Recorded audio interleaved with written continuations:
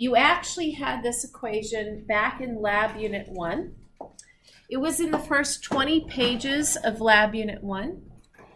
And one of the equations I asked you to know was velocity equals change in distance over time.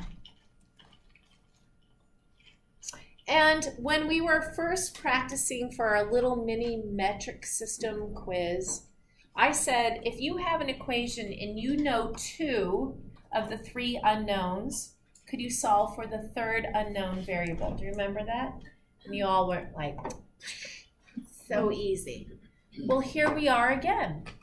You're going to use this equation, the velocity equation, to determine the time. So you're going to solve for t, which means the units you're solving for are seconds.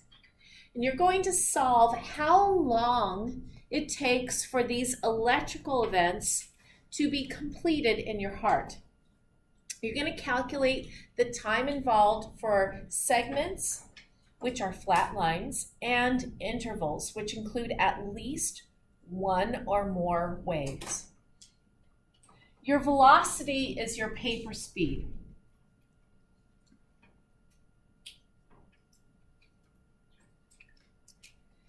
In your lab, your paper speed was 25 millimeters per second. However, on Tuesday's exam, I will give you paper speed. Do not assume it. I will change the paper speed on different test versions to discourage cheating. You should know this by now. Don't look at your neighbor's paper. You're going to screw yourself up. Did you not hear the story about Fake Joe? Some of you remember Fake Joe, right? Just emailed me actually yesterday. It's like, hey, Fake Joe, come by. Students don't believe what my story. He's like, I will come by. Fake Joe makes amazing macaroni and cheese, by the way. You know. And that reminds me, pretty soon we need to have a dinner party. We need to have a potluck. We need to have food. No? I think that's okay. And I will invite Fake Joe and see if he will bring his amazing mac and cheese casserole. The distance is what you measure with your ruler, or you're going to count your dots / lines in your squares. If you have your EKG, please pull out your EKG, and you should see that there are repeating squares that are 5 by 5. We can use these squares to measure horizontally, which is distance, or vertically, which is amplitude. This will reflect vertically, amplitude, how much current is going through your heart.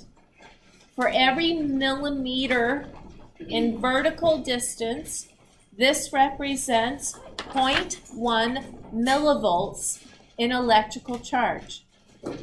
So you would need 2 full boxes in vertical height to have 1 millivolt. Again, every millimeter is 0.1 millivolts. And if you actually read your EKG labs and highlight the instructions, you would come across that detail. It is actually, I use yours. Is this lab unit 2 as well? Yes. Do you have teacher sucks in there and I can't use it? Is that why you're so scared? I wasn't sure which Did you one you see wanted. how scared he was? He's like, What do you want? are you sure I can open this? Yes, you can open it. Because I treat you like my children. So if you say, Mommy, don't come in, I don't come in your room. Even though you don't have a lock on it, I don't barge in. It's okay. You're not playing with yourself. Not even gonna go there. I love you. It's all in video. picture, just your voice. Who's going to know if it's Cole or Kyle? So, on this page, right here before the big chart that you're going to fill in for your times, and then we have normal times for how long these segments and intervals should last. The paragraph right before it tells you in vertical distance for every millimeter, it is 0.1 millivolts in charge. So as you did in Tuesday, in order to measure vertical distance, you would need to draw your best fit line. Remember when you cut across the R and you try to connect your segments? Remember that on Tuesday? If you measured from your best fit line vertically to the peak of the R, or inversely, where's Rachel? Where's Rachel? Rachel is not here. Remember on Tuesday, she said, Kara, my lead 2 is inverted, and I think my lab mates put the leads on me backwards. Do you remember that? She actually was in lab on Tuesday, and we reconnected her. Whoever was her lab mates connected her leads backwards. She was the perfect. You were there. Remember when we hooked her up? Leslie, you were on the other side of the room. Oh, yeah. Rachel was on the other side. You don't remember? Anyway, vertical distance is amplitude, and it's the amount of charge. Okay, now let's talk about horizontal distance. That's what you're going to measure. There are 3 segments you should be ready to measure. Your job will be to know where to begin your measurement and where to end. For example, segments are flat lines. Let's do the TP segment. That's a flat line. You begin at the end of a T and it ends at the beginning of the next P. This reflects the importance of the TP segment, reflects the amount of time that the heart has to rest, fill, and be perfused. When you exercise, when you calculate the TP segment of the person that went out to exercise, the TP segment is infringed upon, cut into the most. So when a tissue is working harder, it should have more time for perfusion, not less. And the heart, when it works harder, gets less. It is disproportionate. More time is cut out of the TP segment versus any other interval or segment combined. Another segment you might be asked to calculate is the QT segment. It begins, again, segments are flat lines. So it begins at the end of the S, it's weird that it's called the QT. And it ends at the beginning of the T. Again, your work on your EKG, you mark where you begin your measurement and where you end. If you fail to show me that work, then I cannot justify your answer. I want to make it rain. I want to give you points. But if you do not show me your work and you do not show me the appropriate measurements, I can't validate it. You lose out. I'm being clear as day what to expect. The QT segment, it looks like nothing is happening in the heart. It looks like nothing is happening, and yet everything is happening. Let me show you.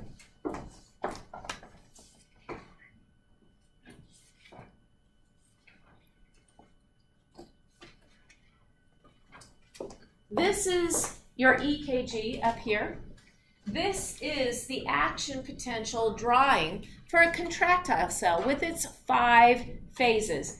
0, the upstroke, when sodium voltage gated channels open. 1, where we have slight repolarization. Phase 2, where we have calcium activated calcium release, where we have external calcium coming in and opening the sarcoplasmic reticulum gates to get more calcium out of the internal organelle. Then we have repolarization, phase 3, from our potassium voltage-gated channels.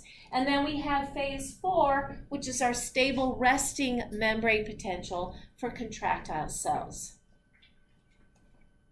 So during the ST segment, it looks like electrically nothing is happening.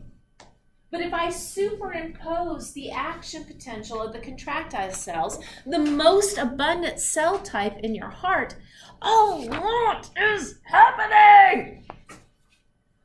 Phase 2 is happening during the ST segment. Electrically, nothing's going on. Why? We've already had the electrical event. Electrical events precede mechanical. So the QRS has come and gone. When you see the QT segment, the electrical event is over. The mechanical event is happening. Let me superimpose that. That's this light blue curve right here. The peak force of tension when the ventricles are just rush.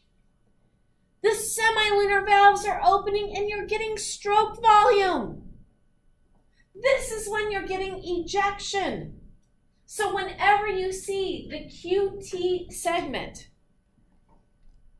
ST segment, this part right here, that flat line, we're getting ejection. Stroke volume, 70 milliliters per beat. Something is definitely happening. I want you forever to see that when you're dealing with a patient and you see their ST segment, not QT, ST segment, something is definitely happening. Again, ST segment. Got my words mixed up. Ahead of myself with my intervals. Segments are flat lines. I will ask you to measure TP segment, ST segment, PR segment. That's weird. You might think it's PQ, but not everyone has a Q. So it's actually PR segment. The PR segment represents the delay through the AV node only. Only. It is very different than the PR interval, which I will explain in just a moment. Intervals include at least a wave. It could be more than one wave.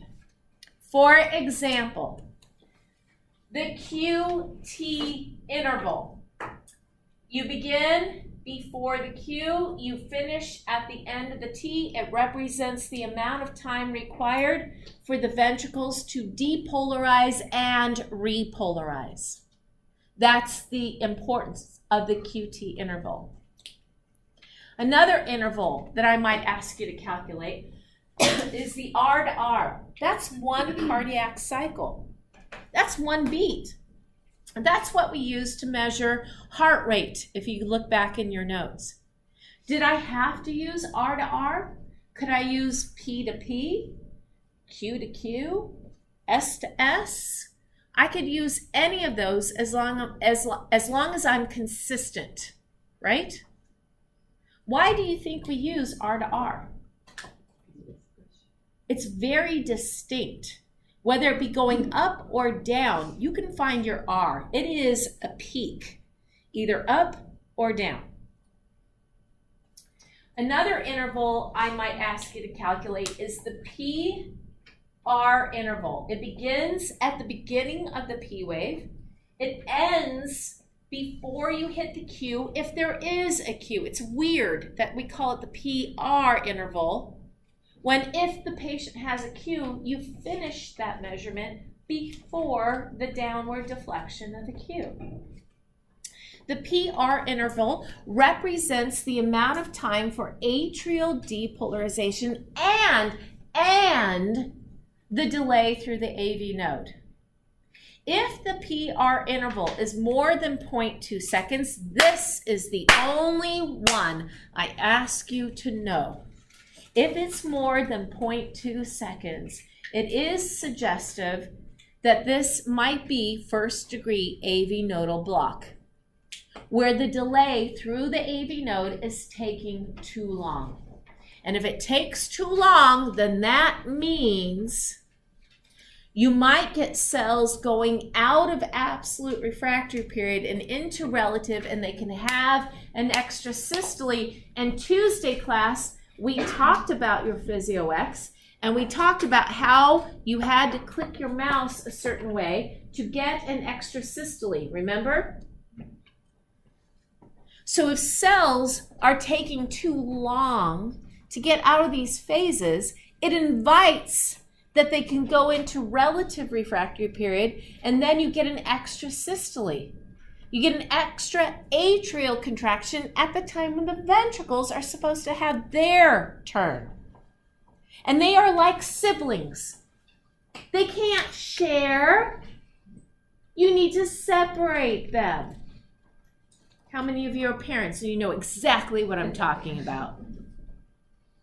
Okay, how many of you have more than one pet? More than one dog? Or a dog and a cat? Can you feed your animals at the same time? Because I would argue most often you need to kind of separate them, don't you? Because one of them is probably dominant and will eat the other one's kibble to regulate them. That is for sure how my adult dog females have always preyed upon my younger male dogs. They would eat their food like, you don't need that much, so this is all you need. And I'd have to separate them. Sure as shit, if I put the male dog in his own room with his own kibble, he was like, this is for me? I get all of this? And then they would pee on the floor like, I don't know what to do. I get all of this? At least in my head, that's what I thought they were saying. So be ready to calculate your intervals and segments. Segments, again, 3. TP, ST, PR segments. Intervals, PR interval, QT interval, another interval, R to R, or S to S, that represents one beat, one cardiac cycle. And be ready to match these terms to their descriptions. Again, every bullet you see will be an answer choice. The descriptions will be part of what you matched the answer choice. It doesn't get any easier than that. I'm trying to be very transparent. Any questions about that? That wraps up our EKG lecture and analysis. Thursday class, you will have time to go through your lab manual and answer more questions while you look at your Lecture 2 exam. Tuesday class, if you want to come to lab tonight and look at your lab exam, I have those, or you can wait until next Tuesday and I will have them with me. If you don't want to stay, that's fine. None of you are leaving. What are you doing? We're not done.